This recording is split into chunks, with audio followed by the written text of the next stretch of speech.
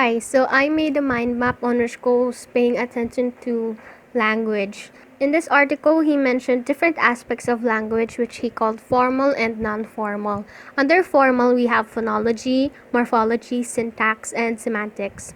Phonology is defined as characteristics of and interplay among sounds.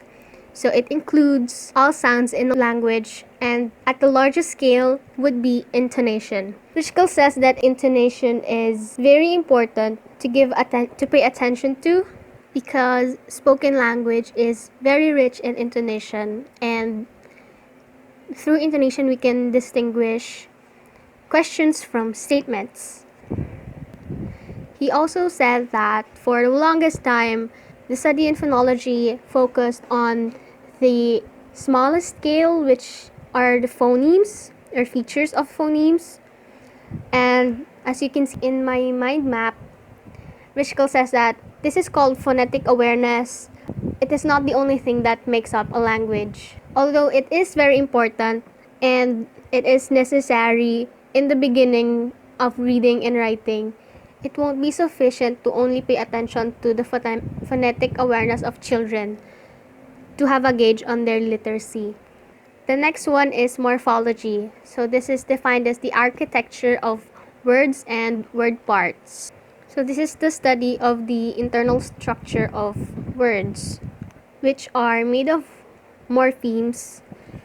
But Richgels said that the distinction between words and morphemes might be confusing for children because there's also the concept of syllables. And speaking from experience, when we were younger, we only heard of syllables and not morphemes. I've only heard of morphemes because I'm studying language.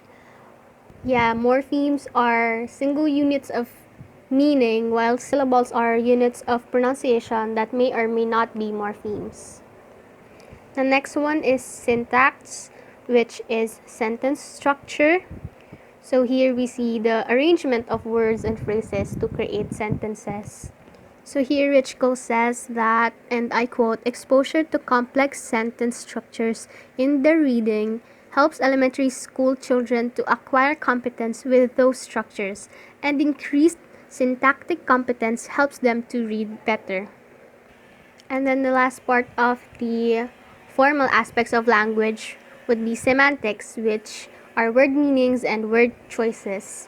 So here we not only see the meaning of a word like in morphology, but how words mean together, like in a sentence in syntax. The article says that context clues help understand how words mean together by recognizing what is already in the child's vocabulary, and this is why vocabulary development is important. And it is also one of the most visible aspects of language that we can see in the language acquisition of children.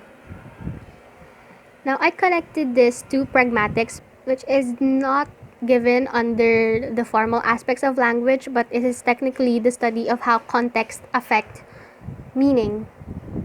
And it is also connected to the non-formal aspects of language that Richgels enumerated.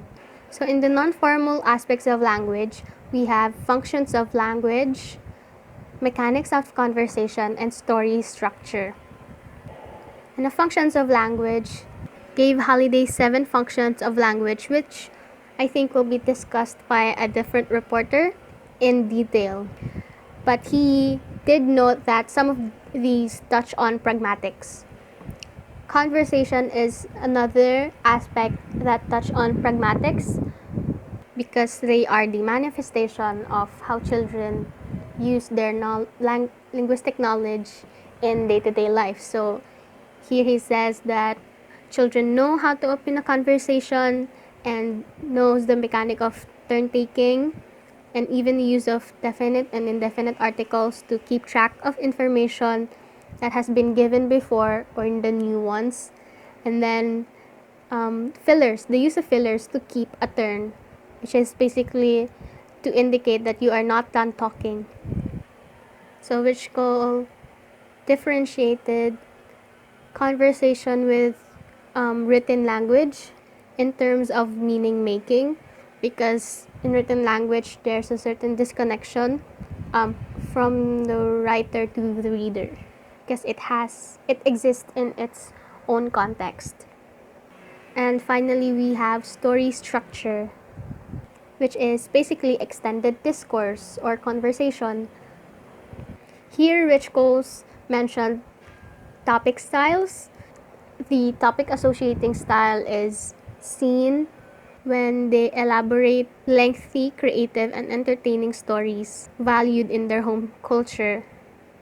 And while the topic centered style is short reports that kept to the point. So the interesting thing here is Richko mentions how teachers can use these observations to understand a child's literacy because they will be able to gauge children's ability to read and create opportunities for children to use their knowledge and in turn develop them inside the classroom that they can then use outside the classroom. So yeah, that's my take on Rich Cole's article on paying attention to language. Thank you for listening.